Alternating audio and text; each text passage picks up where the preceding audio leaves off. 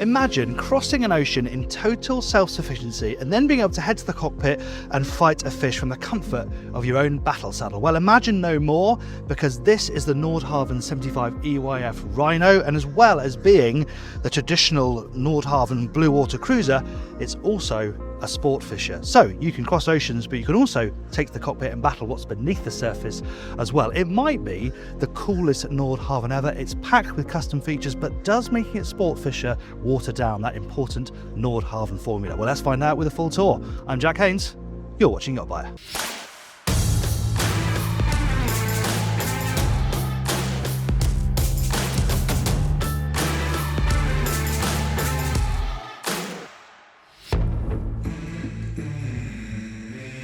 This truly is a unique proposition from Nordhavn. If you want to see more content like this, make sure you're subscribed. We might not turn up on your timeline if you don't, so hit subscribe, hit the bell icon, and you'll never miss one of our tours. Right, we've got to start down here, haven't we? This is the major difference. A Nordhavn that is also this really pretty, fantastic sport fishing platform. You can see the size of this cockpit. You can have a good number of people fishing in here perfectly comfortably. Got rod holders around the perimeter. Obviously this is nice and high, so you can lean comfortably when you're fighting, but of course where you really want to be if you're doing that is in this Release Marine battle saddle. What a great name that is. But yeah, right in the middle of the deck here, you've got your rod holders, cup holders. You can sit there and fight away nice and comfortably, and then when you pull the fish in, right behind you, you've got the perfect space to prep it. You've got a really deep bait well here.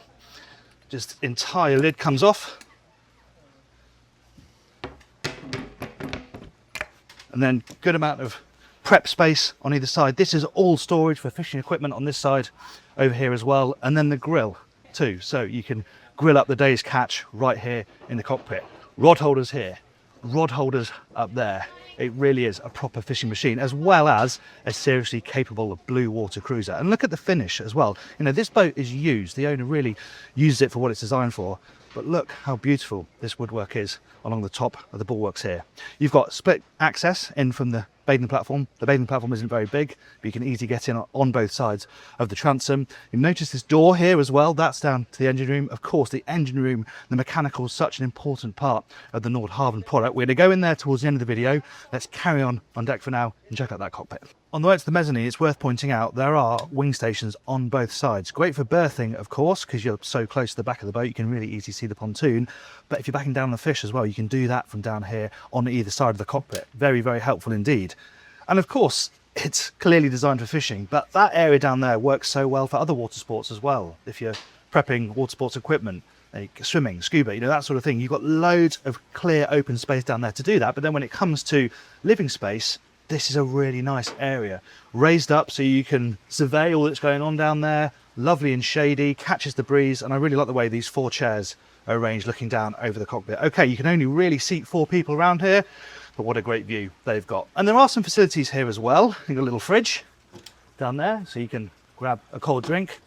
And here's another clever idea. They've got a day head right here on this deck, so you know, if you've been fishing, got a bit mucky, you can wash up easily. Equally, if you've been for a swim and you need the loo, you can go in there and don't have to go inside the boat.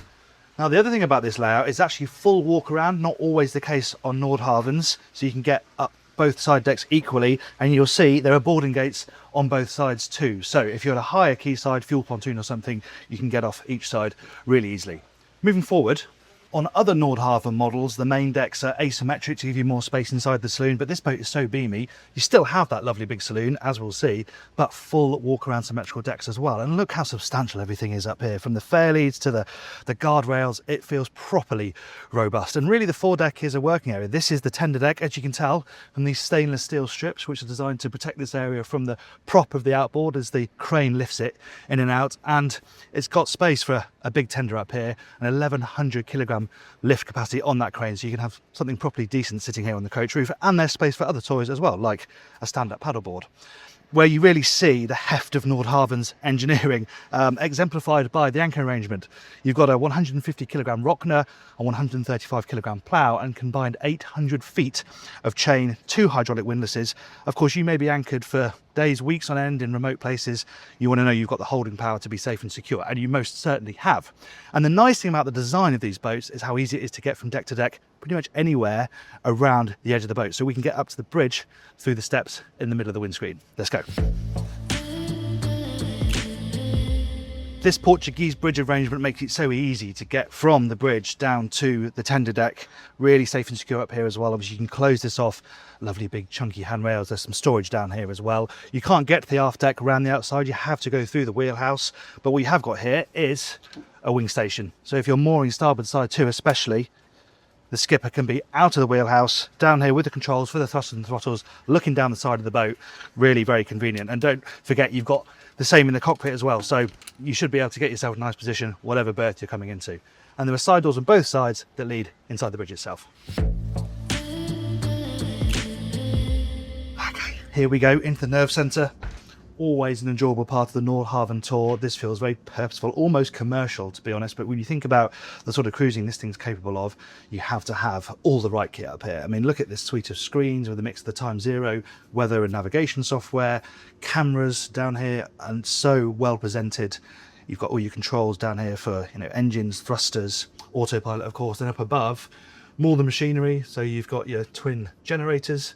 Up here you've got your anchor switches and also the chain counters, so you know how much chain you've got going in and out, and then the screens for the engines as well. But it's all really easy to see. If you're cruising and you're leaning back on your chair like this, you've got a really great overview of everything, and of course a very nice view out through the windscreens of the bow as well, and two very comfortable chairs. You could be sitting in these for a very long time, so these need to be comfy, and they most certainly are.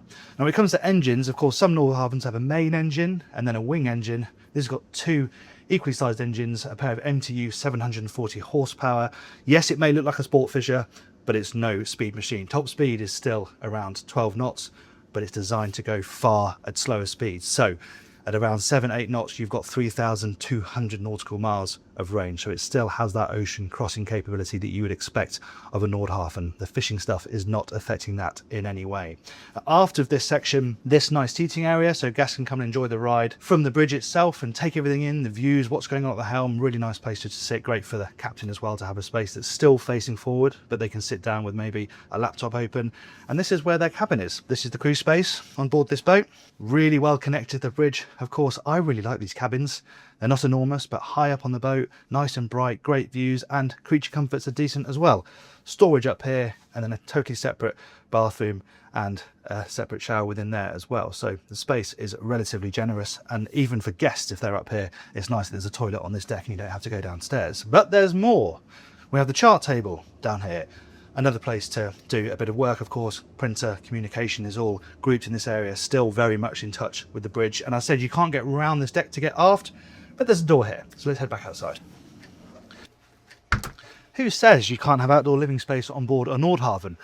There's a couple of sun lounges here. So if you're not bothered about all this fishing nonsense, you can just lie down with a drink in your hand and enjoy catching the rays. However, if you do like your fishing, this is a great place to spectate. Obviously we've got more rod holders up here, but just to lean over this barrier with a cold beer in hand, watching what's going on down there, it's really, really nice, and a very nice protected place. So if you want to be outside when the boat's on passage, but well protected, well, sitting here on these sun lounges with this big bulky wheelhouse protecting you from the wind, this would be a very nice place to sit and pass the time. There's one more exterior deck to check out. That's the Flybridge. Flybridge might be a slightly generous term given the size of this and the fact that you've only really got a couple of benches, but maybe upper helm position would be more accurate. But it's a really nice thing to have, just to be able to be out here in the weather on a nice day and control the boat from up here. And it may be that you want to control the boat from up here when you come into a marina. You have got a really good all-round view. You've got cameras, of course, as well, so you can see the back of the boat from up here. You're in the middle, you've got a fantastic view out over that bow, but still a nice pair of comfortable helm seats. You can sit back and relax on longer passages. No steering wheel, you'll have noticed, but of course most of the time when this boat is out in the marine environment, it's going to be on autopilot. But you've got throttles, thrusters, everything you need to helm the boat from up here. Okay, that's all the deck spaces covered. Let's go and check out the interior. Now I think this saloon is a real surprise part of the package on board this boat. It is absolutely lovely, and I talked about the fact that you've got the symmetrical deck, so maybe not so much space as the asymmetric models, but well, look at the room in here. It's absolutely huge. The focal point in this really large interior dining table opposite the television, which pops up from that counter over there. And they're always thinking about safety at sea, so you've got these grab handles in the ceiling on both sides. So if the boat, of course, it's stabilised, but if it does lurch around, you can steady yourself in here. And look at the ceiling heights as well.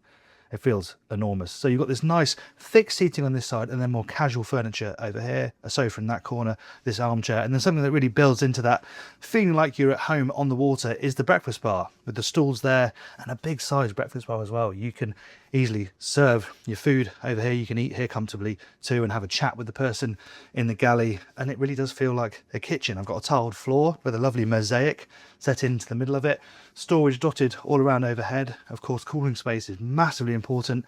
Look at the size of the fridge. It's an absolute monster, but covered in the wooden fascias as well, so it's actually quite subtly integrated into the space. A couple of freezer drawers down here, and these clips too, so that these can't fly open when the boat's out in the water. A range style cooking, trash compactor if you're on board for a very long time. That's going to be very important, so you can minimize the amount of waste on board. And you've got a nice view here as well. Natural light comes in, you can see forward. I think that's really important if you're cooking on the go, if you're maybe someone who feels seasick, the fact that you can be in the galley but still see the horizon, that will really help you out. Yeah, it feels like a really well-spec'd kitchen. Loads of storage over on this side. Plates and crockery in there, dry goods in there, and there's another storage space just round here. This staircase leads up to the bridge, and then the staircase there leads down to the accommodation. Actually, while I'm here in the middle, I can just talk to you a bit more about the layout of this boat. We can put the deck plan up as well, so you can have a look at it. So you have the owner's cabin forward and a kind of a semi-deck, and then right on the lower deck, you've got 3 further cabins, which we can look at in a moment. And then dropping down here, the first accommodation you come to is the owner's cabin. So let's have a look at that. So being raised up and slightly further forward means that you get a really nice beamy cabin. Look at the headroom in here, and actually it's more than just a sleeping space. You've got this nice sort of living area back here as well. You've got a sofa in your cabin, which is always quite nice, makes it feel like more than just somewhere you're going to sleep. You've got somewhere you can do some work, or your makeup of course, and this is where the bathroom is, and this runs across the boat. Really good space. Again, we've got the mosaic in the floor as well. That's a lovely addition. Head height still very good. Storage above the sink and below. Nice amount of countertop as well. And then the toilets here before you get to what is a nice large shower cubicle with an inbuilt bench. Really comfortable space this, and that's before we've even got to the cabin. If we keep heading forward, you'll see where the bed is, past your lobby. And again, it's the scale. Maybe shouldn't be much of a surprise given the size of this boat, but sometimes the interiors can feel a little bit more compact on board a Nordhavn. Well, this, you really feel the size of this boat in here. It's lovely. Look at the size of the bed. Again, headroom is excellent. Even when I move forward up a step, I can still stand upright right next to the bed, and there is oodles, good word that, isn't it, oodles of storage in here. Hanging lockers on both sides, all of this stuff dotted around here. No hull windows, of course, it's not that type of boat, but you've got a couple of ports on both sides which open, so you can get some natural ventilation. And of course the air conditioning's running. It's lovely and cool in here. More storage along here, and then your TV mounted up on the wall. It is a very luxurious cabin. Again, another important factor, if you're living on board, where you sleep is so important, and this is really rather lovely. Let's check out the guest cabins. How can I forget? I nearly missed the best bit. It's so well hidden under this carpet, I walked straight past it. Come and take a look. That's right, this owner's cabin has its very own wine cellar. That is super yacht style stuff. Okay, it's not enormous, but how many wine cellars do you know that can cross the Atlantic? Pass the corkscrew, will you, Rob? Let's move on. We'll just pop the deck plan on screen one more time because the level changes can be a little bit hard to orientate yourself. We're right on the lower deck now, where there are 3 guest cabins. There's a twin, a small double, and a VIP. 3 bathrooms as well, starting with a day head just here on this side. And then we have the first twin cabin. Nice sized twin cabin though. The berths are a good size. Again, headroom is maintained. So perfectly comfortable space for adults to sleep. They've got storage up here as well, and every cabin has got natural ventilation and some natural light, which is always nice. And then if we move across the boat, we come to a small double. So this bed, I suppose technically is a double, but you can see how it tapers towards the end. So yeah, quite small for adults, fine for kids, and a nice comfortable single for an adult. But again, headroom's perfectly good. You've got a TV at the end of the bed as well. Nice amount of hang storage, and then actually a rather large separate bathroom with its own shower cubicle there. That's nice. And they've all got bespoke mosaics in the floor, which is a nice touch. And then we come to the most comfortable guest cabin, which is this bigger double. Its bathroom is in there, so it has a totally private ensuite and a bigger bed, as you can see. So yes, that person is slightly trapped in by this wardrobe, but still a much more comfortable berth for a couple of adults to be in for a longer period. Again, you've got natural lights if you need it, and then you've got storage over there, both the shelving and there's a pop down bit of storage too, and of course hanging storage as well. So yeah, nice comfortable space for guests who are going to be on for potentially quite a long time. Okay, we've saved the best till last maybe. Let's head to the engine room. Engine room access really couldn't be better. Pop open this hatch, open the door, and down you go. And as ever on a Nordhavn, the engine room doesn't disappoint. Look at the size of it. The headroom in here is just remarkable. And these are not small engines, but there's plenty of space around them, especially in between them to work. Easy access to things like the fuel filters, but you've also got fuel polishing on board, fuel transfer too. And I talked about redundancy up at the bridge, where you've got another set of throttles down here, so you can take over from down here if you really need to. Twin generators, one 40 kilowatt for in the day, 27 kilowatts for in the evening. Above the 27 kilowatt one, you have a workstation for the engineer and a totally separate lazarette where you've got a freezer, dive tank, shore power conversion. They're really trying to cover all bases for a boat that can travel many, many miles. Impressive stuff. To answer myself and the question I posed at the start of this video, does this water down the Nordhavn formula? No, I think having this Sportfisher arrangement actually enhances the formula because, yeah, it works amazingly for that purpose. But you get so many benefits on top of that as well. The space that you have in this cockpit, even if you're not fishing to do water sports, that great mezzanine cockpit you have up here, it feels like a much more leisure-focused Nordhavn, but you also have all those amazing Nordhavn touch points and the capability, the blue water cruising capability that these boats are all about. I think it might actually be one of the best resolved models in the range. Let me know if you agree in the comments below. Thanks very much for watching that tour of the Nordhavn 75 EYF Rhino. I hope you enjoyed it. I think this is a really novel concept from Nordhavn, but we've got loads of other Nordhavn content on the channel. Put those in the boxes on screen, and if you've not subscribed yet, why not? Hit that button up there, hit the bell icon as well, and you'll never miss one. Thanks very much for watching. I'm Jack Haines. This is YachtBuyer.